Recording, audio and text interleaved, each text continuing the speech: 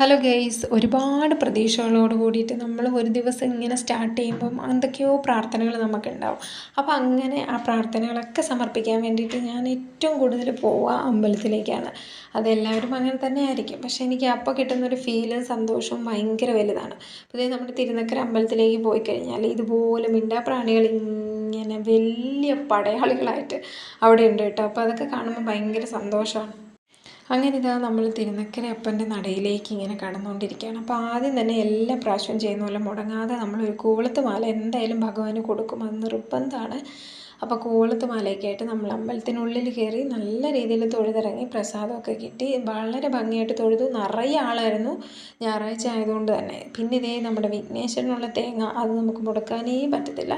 നമ്മൾ എന്തായാലും അത് ഉടച്ചിരിക്കും. നല്ലപോലെ പ്രാർത്ഥിച്ച് നമ്മൾ തേങ്ങയൊക്കെ ഉടച്ചു. ഭയങ്കര സന്തോഷമായി. അങ്ങനെ നമ്മൾ അകത്തും പുറത്തും എല്ലാം തൊഴുത് കഴിഞ്ഞിട്ട് നമ്മളിങ്ങനെ പോവുകയാണ്. അപ്പോൾ നമ്മുടെ തിരുനക്കര ശിവൻ ഇങ്ങനെ തലയെടുപ്പോടു കൂടി അവിടെ നിൽപ്പുണ്ട്.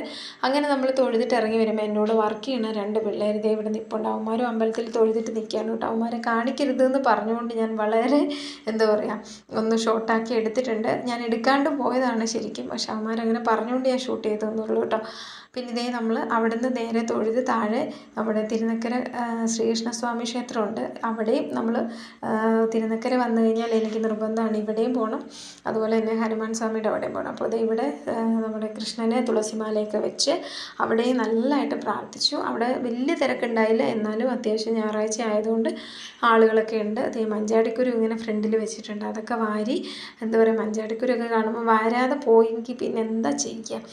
പിന്നെ ഇതേ ഇവിടെ നമ്മൾ തൊഴുതിട്ട് ഇറങ്ങുമ്പോൾ ഇവരൊക്കെ ഇത് എല്ലാ പ്രാവശ്യവും അമ്പലത്തിൽ വരുമ്പോൾ നമ്മൾ കാണുന്നവരാണ്. സാറേന്നൊരു വിളിയുണ്ട് കേട്ടോ ആളുടെ. എന്തെങ്കിലും നമ്മൾ കൊടുക്കുമെന്നറിയാതെ പ്രതീക്ഷിച്ചിരിക്കുന്നവരാണ്. അവിടുന്ന് പിന്നെ നേരെ നമ്മൾ താഴോട്ടിറങ്ങി നമ്മുടെ സ്വാമിയാർ മഠത്തിൻ്റെ ഹനുമാൻ സ്വാമി ക്ഷേത്രത്തിലേക്ക് നമ്മൾ ഇറങ്ങി. അവിടെയും പോയി ഹനുമാൻ സ്വാമിയെ നല്ല രീതിയിൽ തൊഴുതു. അപ്പോൾ ഇവിടെ വന്നിട്ട് ഹനുമാൻ സ്വാമിക്ക് എന്ത് കൊടുക്കുമെന്ന് ആലോചിച്ചപ്പോൾ എന്തായാലും വടമാലയൊക്കെ നേരത്തെ പറയേണ്ടതുകൊണ്ട് ഞാൻ എന്തായാലും എണ്ണ കൊടുക്കാമെന്ന് വെച്ചിട്ട് എണ്ണ കൊടുത്തതിന് ശേഷം ഇതേ അകത്തുനിന്ന് പ്രസാദവും കഴിക്കുന്ന പ്രസാദം തൊടുന്ന പ്രസാദമൊക്കെ കിട്ടി. അപ്പോൾ എനിക്ക് മീനുകൾക്ക് കൊടുക്കാതെ പോയാൽ ഭയങ്കര സങ്കടമാണ്. അപ്പം നേരെ അമ്പലക്കുളത്തിലേക്ക് ഇറങ്ങി മീനുകൾക്ക് ഉള്ളതിൽ നിന്ന് കുറച്ച് ഒരു ഭാഗം ഞാൻ കഴിച്ചു, ബാക്കി ഉണ്ടായിരുന്നത് മീനുകൾക്ക് ഇട്ട് കൊടുത്തു. നിറയെ മീനാണ്, വലുതും ചെറുതുമായ എല്ലാ മീനും. ഇങ്ങനെ ഇതെല്ലാം ഭഗവാന്റെ മക്കളാണ് നമ്മളെപ്പോലെ.